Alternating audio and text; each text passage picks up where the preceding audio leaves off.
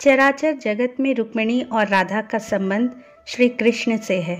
संसार रुक्मिणी जी को श्री कृष्ण की पत्नी और राधा जी को श्री कृष्ण की प्रेमिका के रूप में मानता है। आम जगत में रुक्मिणी और राधा की यही पहचान है। परंतु क्या कभी आपके मन में ये प्रश्न उठा है कि राधा और रुक्मिणी में से कौन लक्ष्मी का अवतार थी? जब भी प्रेम की मिसाल दी जाती है तो कृष्ण राधा के प्रेम का नाम सबसे ऊपर लिया जाता है। राधा श्री कृष्ण के प्रेम को जीवात्मा और परमात्मा का मिलन कहा जाता है। सदियों से पीढ़ी दर पीढ़ियां राधा कृष्ण की प्रेम कहानी पढ़ती चली आ रही हैं। लेकिन जब भी हम राधा श्री कृष्ण की प्रेम कहानी सुनते हैं तो मन में यही सवाल आता है कि श्री कृष्ण ने राधा से विवाह क्यों नहीं किया। आइए इस वीडियो के माध्यम से हम ये जानने का प्रयास करते हैं। वृंदावन की गलियों में है राधा और श्री कृष्ण के प्रेम के निशान। राधा का गांव बरसाना था। कान्हा पहले गोकुल, फिर नंदगांव और बाद में वृंदावन में रहने लगे थे। वृंदावन में ही राधा के परिवार के लोग भी रहने आ गए थे। बस वहीं पर सांकेतिक तीर्थ से जन्मा राधा और कृष्ण का प्रेम पनपा। उस काल में होली के दिन यहाँ वृंदावन में इतनी धूम होती थी कि दोनों गांव बरसाना और नंदगांव के लोग वृंदावन में इकट्ठा हो जाते थे। बरसाने से नंदगांव टोली आती और नंदगांव से भी टोली जाती थी। बरसाना गांव के पास दो पहाड़ियां मिलती हैं। उनकी घाटी बहुत ही कम चौड़ी है। मान्यता है कि गोपियां इसी मार्ग से दही मक्खन बेचने जाया करती थी। यहीं पर कभी कभी कृष्ण उनकी मक्खन वाली मटकी छीन लिया करते या फोड़ दिया करते थे। विष्णु पुराण में वृंदावन में कृष्ण की लीलाओं का वर्णन मिलता है। मान्यता है कि यहीं पर श्री कृष्ण और राधा एक घाट पर युगल स्नान करते थे। यहीं पर श्री कृष्ण और गोपियां आंख मिचौनी का खेल खेलते थे। यहीं पर श्री कृष्ण और उनके सभी सखा और सखियां मिलकर रास लीला आयोजन करते थे। कृष्ण की शरारतों के कारण उन्हें बांके बिहारी कहा जाता है। यहाँ पर यमुना घाट के प्रत्येक घाट से भगवान कृष्ण की कथा जुड़ी हुई है। राधा और कृष्ण के बीच पहले सांकेत स्थल और फिर बाद में वृंदावन में होती रही मुलाकात के कारण प्रेम जन्म लेने लगा था। श्री कृष्ण उस वक्त 8 साल के और राधा 12 साल की थी। कहते हैं कि उस वक्त श्री कृष्ण को 2 ही चीजें सबसे ज्यादा प्रिय थीं, बांसुरी और राधा। कृष्ण की बांसुरी की धुन सुनकर राधा के जैसे प्राण ही निकल जाते थे। कई जन्मों के स्मृतियों को कुरेदने का प्रयास होता था और वह श्री कृष्ण की तरफ खींची चली आती थी। भगवान श्री कृष्ण से राधा पहली बार तब अलग हुई जब श्री कृष्ण वृंदा छोड़कर बलराम के साथ कंस के निमंत्रण पर मथुरा जा रहे थे। तब उन्हें भी नहीं मालूम था कि उनका जीवन बदलने वाला है। यह प्रेम पूर्ण जीवन अब युद्ध की ओर जाने वाला है। पूरा वृंदावन उस वक्त रोया था। राधा के लिए तो जैसे सब कुछ खत्म होने जैसा था। राधा के आंसू सूख कर जम गए थे। बस श्री कृष्ण राधा से उस वक्त इतना ही कह पाए कि मैं वापस लौटूंगा। लेकिन श्री कृष्ण कभी नहीं लौटे और मथुरा में वे एक लंबे संघर्ष में उलझ गए। वहीं भगवान श्री कृष्ण और रुक्मिणी के विवाह की कहानी अनूठी है। रुक्मिणी बिना देखे ही श्री कृष्ण को चाहने लगी थी। रुक्मिणी विदर्भ देश के राजा भीष्मक की पुत्री थी। वह देखने में बहुत ही सुंदर, बुद्धिमान और स्वभाव की सरल कन्या थी। राजा भीष्मक के दरबार में जो कोई आता वह भगवान श्री कृष्ण के साहस और बुद्धिमत्ता की तारीफ करता। रुक्मिणी बचपन से कई लोगों के मुख से कृष्ण की तारीफ सुनती आ रही थी। इस कारण वह उन्हें चाहने लगी थी। राजा भीष्मक ने अपने पुत्र रुक्म के कहने पर रुक्मिणी का विवाह चेदीराज शिशुपाल से तय कर लिया था। रुक्म शिशुपाल का खास मित्र था, इसलिए वह अपनी बहन का विवाह उससे कराना चाहता था। दूसरी ओर रुक्मिणी भले ही श्री कृष्ण से कभी मिली नहीं थी, लेकिन वह उन्हें दिल से चाहती थी, इसलिए उन्हें ये रिश्ता पसंद नहीं आया। रुक्मिणी और शिशुपाल के विवाह की तारीख तय हो गई।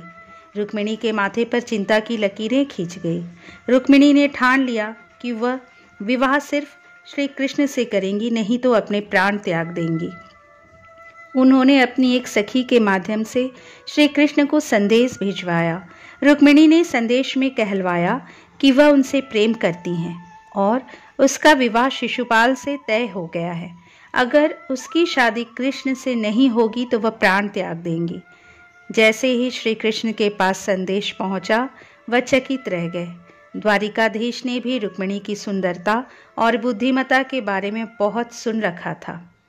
संदेश मिलते ही श्री कृष्ण विदर्भ पहुंच गए। जब शिशुपाल विवाह के लिए द्वार पर आया, तभी कृष्ण ने रुक्मिणी का हरण कर लिया। जब रुक्मिणी के भाई रुक्मी को पता चला तो वह अपने सैनिकों के साथ कृष्ण के पीछे गया। फिर श्री कृष्ण और रुक्मी के बीच भयंकर युद्ध हुआ, जिसमें द्वारिकाधीश विजयी हुए। इसके बाद श्री कृष्ण रुक्मिणी को लेकर द्वारिका आ गए और दोनों ने विवाह कर लिया। कहते हैं कि श्री कृष्ण ने राधा से इसलिए विवाह नहीं किया क्योंकि दोनों के बीच आध्यात्मिक प्रेम था। पद्म पुराण के अनुसार जैसे राधा भगवान कृष्ण को प्रिय है, वैसे ही उनका स्नान स्थान राधा कुंड उन्हें प्रिय है। सभी गोपियों में से केवल वही उनकी सबसे प्रिय है। कृष्ण अर्जुन संवाद में भगवान कृष्ण कहते हैं, हे पार्थ, तीनों ग्रह मंडलों में यह पृथ्वी विशेष रूप से भाग्यशाली है, क्योंकि पृथ्वी पर वृंदावन नगर है और वहाँ गोपियाँ विशेष रूप से गौरवशाली हैं, क्योंकि उनमें मेरी श्रीमती राधा रानी है। ऐसी भी मान्यता है कि श्री कृष्ण ने राधा से इसलिए विवाह नहीं किया क्योंकि वे साबित करना चाहते थे कि प्रेम और विवाह दो अलग अलग चीज़ें हैं। प्रेम एक निस्वार्थ भावना है, जबकि विवाह एक समझौता या अनुबंध है। पुराणों के अनुसार देवी रुक्मिणी का जन्म अष्टमी तिथि को कृष्ण पक्ष में हुआ था और श्री कृष्ण का जन्म भी कृष्ण पक्ष में अष्टमी तिथि को हुआ था। और राधा जी वो भी अष्टमी तिथि को ही अवतरित हुई थी। राधा जी के जन्म और देवी रुक्मिणी के जन्म में एक अंतर ये है कि देवी रुक्मिणी का जन्म कृष्ण पक्ष में हुआ था, पर राधा जी का शुक्ल पक्ष में। राधा जी को शाप के कारण विरह सहना पड़ा और देवी रुक्मिणी से कृष्ण जी की शादी हुई। राधा और रुक्मिणी यूं तो दो हैं, परंतु दोनों ही माता लक्ष्मी के ही अंश हैं। महाभारत के अनुशासन पर्व के अनुसार लक्ष्मी ने रुक्मिणी से कहा था कि मेरा निवास तुम में और राधा में समानता से है तथा गोकुल की गाय एवं गोबर में भी मेरा निवास है। श्री कृष्ण के तत्व दर्शन के अनुसार रुक्मिणी को देह और राधा को आत्मा माना गया है। श्री कृष्ण का रुक्मिणी से दैहिक और राधा से आत्मिक संबंध माना गया है। रुक्मिणी और राधा का दर्शन बहुत गहरा है। इसे संपूर्ण दृष्टि के दर्शन से जोड़कर देखें तो संपूर्ण जगत की तीन अवस्थाएं हैं: स्थूल, सूक्ष्म, कारण। स्थूल जो दिखाई देता है, जिसे हम अपने नेत्रों से देख सकते हैं और हाथों से छू सकते हैं, वह कृष्ण दर्शन में रुक्मिणी कहलाती है। सूक्ष्म जो दिखाई नहीं देता और जिसे हम न नेत्रों से देख सकते हैं और न ही स्पर्श कर सकते हैं, उसे केवल महसूस किया जा सकता है, वही राधा है। और जो इन स्थूल और सूक्ष्म अवस्थाओं का कारण है, वह है श्री कृष्ण, और यही कृष्ण इस मूल सृष्टि का चराचर है। यदि चराचर जगत में देखें तो सभी भौतिक व्यवस्था रुक्मिणी और उनके पीछे कार्य करने की सोच राधा है, और जिनके लिए ये व्यवस्था की जा रही है वो कारण है श्री कृष्ण। अतः राधा और रुक्मिणी दोनों ही लक्ष्मी का प्रारूप है, परंतु जहाँ रुक्मिणी दैहिक लक्ष्मी है, वहीं दूसरी ओर राधा आत्मिक लक्ष्मी है। रुक्मिणी भाग्य की देवी माँ लक्ष्मी का अवतार है और राधा माँ लक्ष्मी का मूल है, और वह भगवान कृष्ण को अत्यंत प्रिय है। राधा श्री कृष्ण का संबंध कभी भी भौतिक रूप में नहीं रहा, बल्कि वह बहुत ही आध्यात्मिक प्रकृति का है। पौराणिक कथाओं में प्रचलित अन्य कथाओं की तुलना राधा कृष्ण से नहीं की जा सकती है। हालांकि राधा कृष्ण के प्रेम की कितनी भी व्याख्याएं क्यों न कर ली जाए, सब कम ही है। उनका प्रेम हमेशा मानव जाति के लिए आध्यात्मिक प्रकाश की तरह जीवित रहेगा।